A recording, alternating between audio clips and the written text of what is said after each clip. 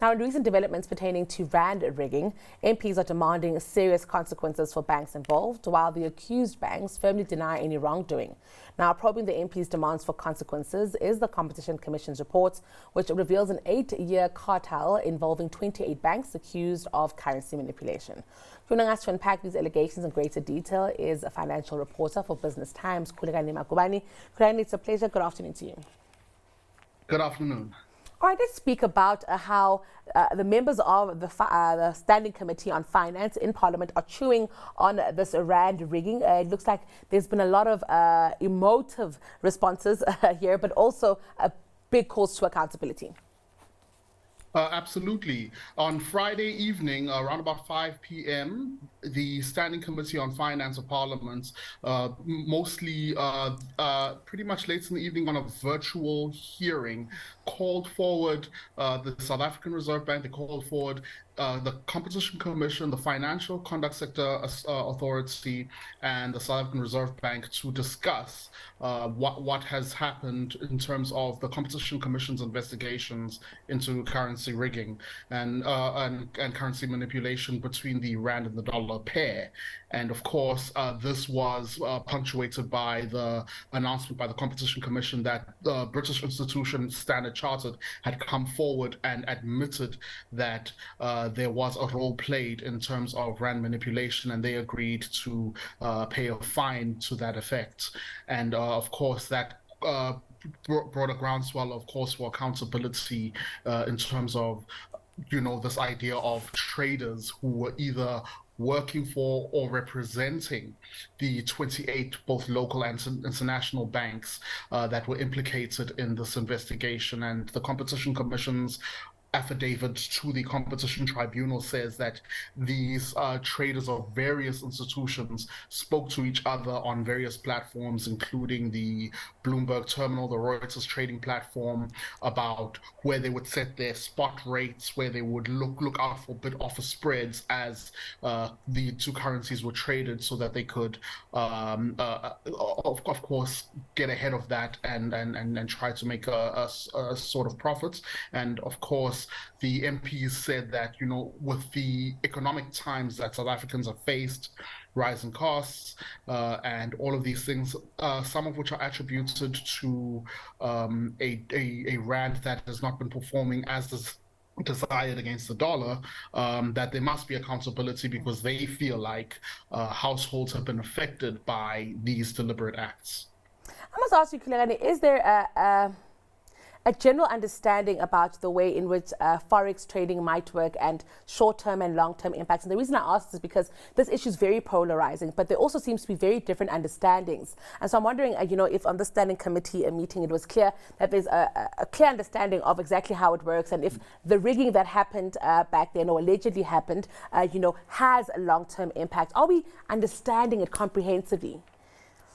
One thing that has been said emphatically by the National Treasury is that while it absolutely takes currency manipulation in this regard, as alleged by the Competition Commission in its affidavit, very seriously, they were of the view that it absolutely did not have a major impact on the broad performance of the currency over the past decade and a half, and that would be attributed to other broader global and local economic headwinds, and not necessarily a handful of banks who had traders either working for them or representing them who conducted themselves in this manner. When you wrote the article for Business Times, you also mentioned some of our local banks and, some of the rhetoric coming out of there. Khulekani, take us into that confidence.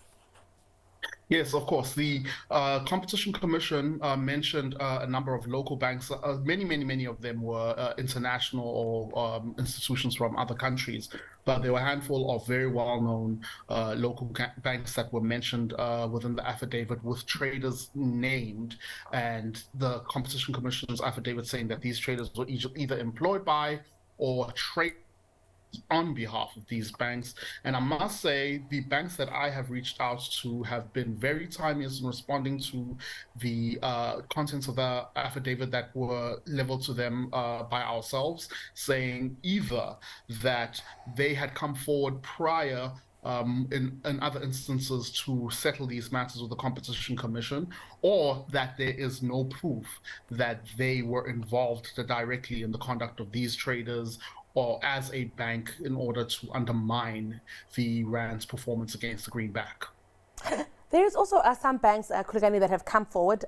They've, admitted some form of guilt. They've paid a fine. They've settled. Some have just decided to settle, and there's been no admission. I'm wondering if these, mixed reactions with some banks saying there's no proof, we're not involved. Others saying here's a fine. Others saying here's a fine, and we admit to X and Y. Is also not maybe contributing to a bit of the confusion around this case. There is quite a bit of confusion still. Absolutely. So the matter that really does bring it is the levels at which people are and institutions are responding. We do know that there was a separate matter in which ABSA had disclosed some years back, and of course the very latest disclosure was from Standard Chartered, and of course that meant that a fine would be paid and that they would agree to cooperate with the Competition Commission's investigation into the matter. Other banks are really decisive on fighting this and using any instruments that they have at their disposal to prove, as they say, that they had nothing to do with undermining the currency, and of course responding to the remarks that have been made by some government officials to say that they are absolutely not looking to collapse the South African economy. Of course, there was this call on Friday with the Reserve Bank and the Competition Commission and the FSCA. And I'm wondering here, are we also having a conversation of how to ensure that something like this never happens again, Khulekani? Because, of course, that's a big issue here and possibly why there is so much public outrage. It's where's the accountability? Absolutely. So one of the things that the National Treasury did mention was that there would be the publishing of 3 bills on the transformation of the finance sector, and wants to look at reclassifying the trade of currencies under the legislation which governs financial institutions to make sure that it cannot be manipulated in this way, and to improve the safeguards against those kinds of practices, as well as create a framework of consequences once it's exposed.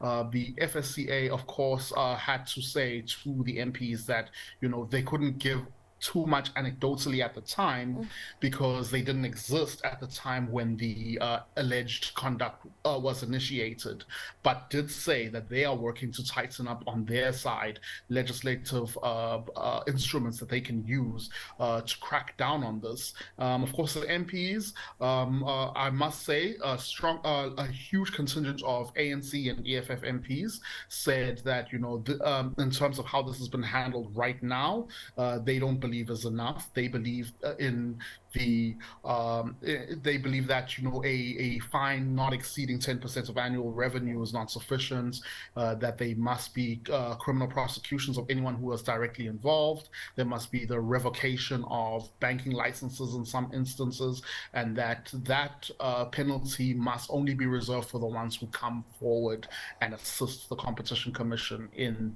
its work. I must ask you, from your understanding here, is the burden of proof for the Competition Commission high? Is there a lot that they have to prove here?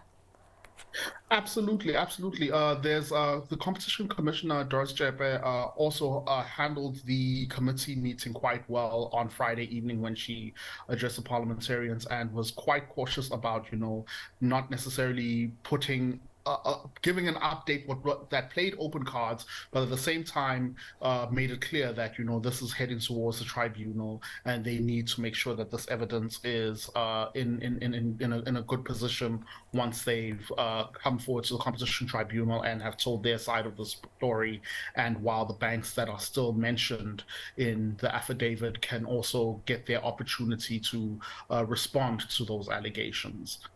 And is the end in sight here? Is there still a long way to go, Khulekani, from my understanding here, that we'll have some sort of a resolution, that judgment will be handed down, and, life will then possibly return to normal? Yes, I would say that all depends on what ultimately occurs when the tribunal sits and looks at all of the evidence. The affidavit of the Competition Tribunal is not necessarily the longest affidavit that I've ever read, but is very detailed and makes some very far-reaching claims about the conduct.